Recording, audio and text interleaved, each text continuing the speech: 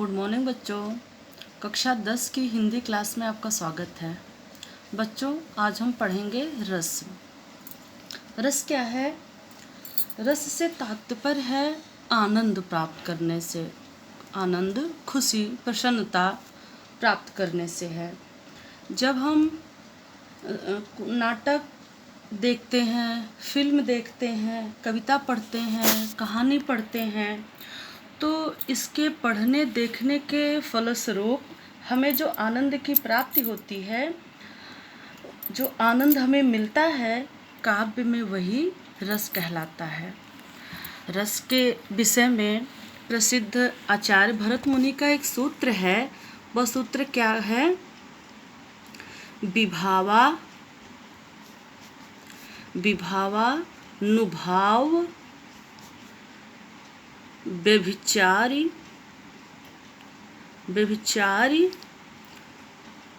संयोगा दृश्य निष्पत्ति। विभावानुभाव व्यभिचारी संयोगा दृश्य निष्पत्ति, अर्थात विभाव, अनुभाव और व्यभिचारी भाव के संयोग से रस की निष्पत्ति होती है। रस के अंग, रस के 4 अंग हैं। कौन कौन से?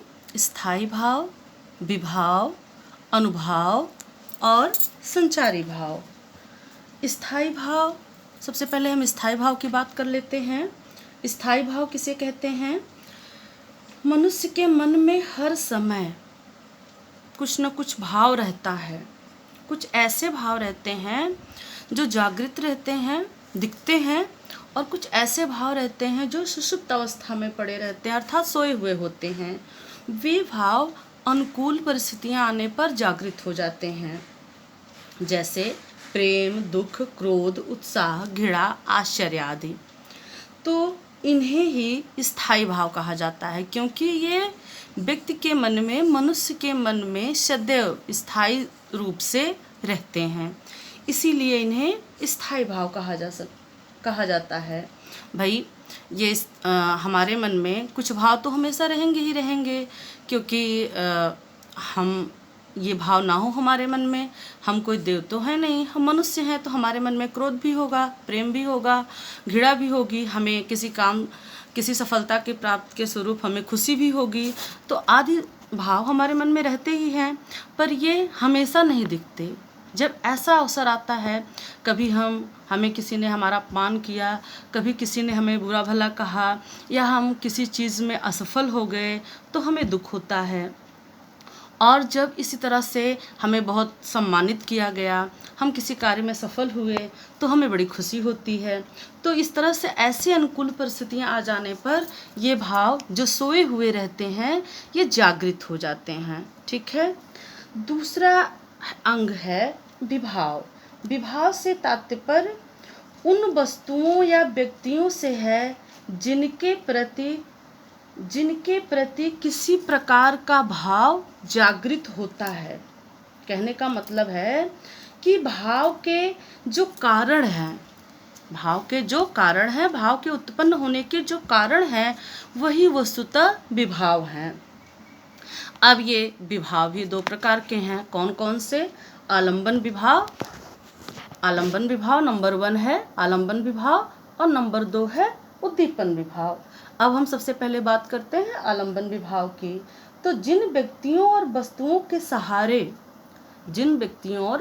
के सहारे भाव उत्पन्न होता है, वह आलंबन विभाव कहलाता है। जैसे राम को देखकर सीता के मन में प्रेम का भाव उत्पन्न हुआ, तो राम चूंकि वो उसके आधार स्तंभ हैं, अतः राम आलंबन है। राम को देख करके उनके मन में भाव आया, तो जिनके सहारे भाव उत्पन्न होता है, वह भाव आलंबन विभाव कहलाता है। दूसरा है उद्दीपन विभाव। तो ये आश्रय, मतलब जिस व्यक्ति के मन में, आश्रय उसे कहते हैं जिस व्यक्ति के मन में भाव उत्पन्न हो। तो जो आश्रय के मन में उत्पन्न भाव को और अधिक तीव्र करे, ऐसे भाव, ऐसी स्थितियां या ऐसी दशाएं, ऐसी परिस्थितियां, ऐसी बाहरी चेष्टाएं या वातावरण जो आश्रय के मन में उत्पन्न स्थायी भाव को और उद्दीप्त करें, वे क्या कहलाते हैं? उद्दीपन विभाव कहलाते हैं। जैसे प्रेम का भाव उत्पन्न हो जाने पर, रति नामक स्थायी भाव उत्पन्न हो जाने पर जब प्रेम का भाव मन में आ जाता है तो प्रकृति सुहावनी लगने लगती है, सुंदर शीतल हवाएं वो भाव को और जगाती हैं, या प्रिय से संबंधित कोई और वस्तु हो उसको देखकर वो प्रेम का भाव और तीव्र हो जाता है, तो आदि चीज़ें उद्दीपन भाव कहलाती हैं। अब आता है अनुभाव। अनुभाव, अनु का अर्थ, अनु एक उपसर्ग भी आपने पढ़ा होगा। अनु का अर्थ है पीछे चलने वाला, पीछे अर्थात बाद में, अर्थात वह भाव जो पीछे अर्थात बाद में आए। अब किसके बाद आए? अर्थात स्थायी भाव के उत्पन्न हो जाने पर उसके बाद जो भाव उत्पन्न होता है वह अनुभाव कहलाता है। चौथा अंग है संचारी भाव। संचारी भाव, संचारी भाव ये एक से अधिक भाव में संचरण करने के कारण इसे, संचारी आप जान रहे हैं संचरण से बना है, संचार मतलब एक से दूसरी जगह संचरण करना, विचरण करना, घूमना, एक से दूसरी जगह पहुंच जाना, मतलब कहीं एक जगह टिक कर न रहना। तो एक से अधिक भाव में या इधर से उधर संचरण करने के कारण, विचरण करने के कारण इन भावों को संचारी भाव कहा जाता है। इनकी संख्या 33 मानी जाती है। अब आता है संचारी भाव के भेद। तो संचारी भाव के भेद भी 4 हैं। कौन कौन से? सात्विक, कायिक, वाचिक और आहार्य।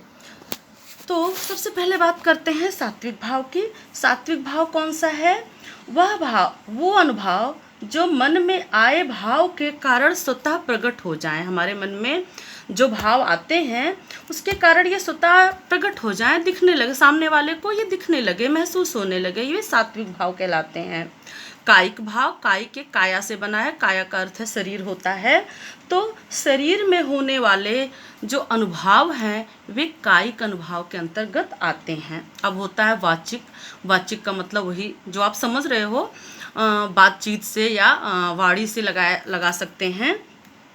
तो वाचिक नायक नायिका का भावातिरेक के कारण, भावातिरेक के कारण जब नायक और नायिका परस्पर प्रेम में होते हैं तो उनके अंदर भाव का प्रबल उफान होता है। तो भावातिरेक के कारण उनकी वाणी में, उनके वचनों में, उनके बातचीत के लहजे में जो परिवर्तन आता है वह वाचिक अनुभाव कहलाता है।